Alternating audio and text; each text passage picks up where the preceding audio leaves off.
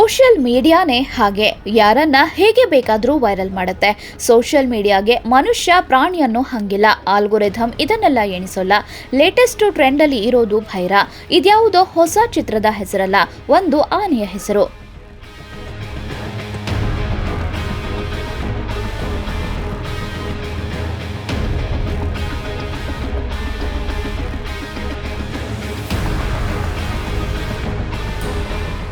ತೇಜಸ್ವಿ ಕಾಲದ ಕೃಷ್ಣೇಗೌಡನ ಆನೆಯ ಹಾಗೆ ಇದು ಕೂಡ ಮಲೆನಾಡಲ್ಲಿ ಹೆಸರುವಾಸಿ.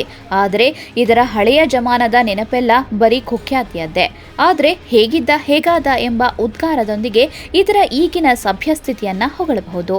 ನರಹಂತಕ ಅಂತ ನೆನಪು ಮಾಡಿಕೊಂಡ್ರೆ ನಮಗೆ ನೆನಪು ಬರೋದೇ ಉದ್ದ ಮೀಸೆ ಇರೋ ಕಾಡುಗಳ ವೀರಪ್ಪನ್.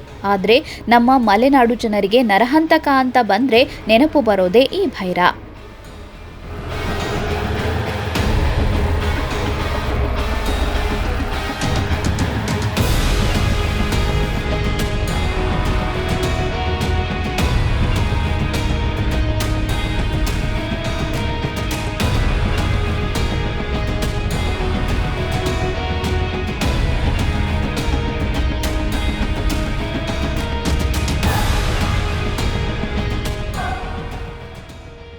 ಇದು 2-3 ವರ್ಷಗಳ ಹಿಂದಿನ ಕಥೆ.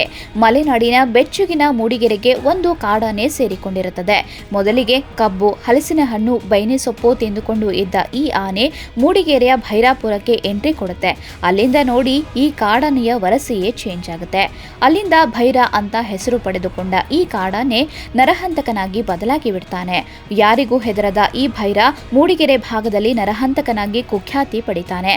ಆದ್ರೆ ಒಂದು ದಿನ ಕಾರ್ಯಾಚರಣೆಯಲ್ಲಿ ಸೆರೆಸಿಕ್ಕಿ ಮುತ್ತಿಗೋಡು ಅರಣ್ಯದಲ್ಲಿ ಏಕಲವ್ಯನಾಗ್ತಾನೆ.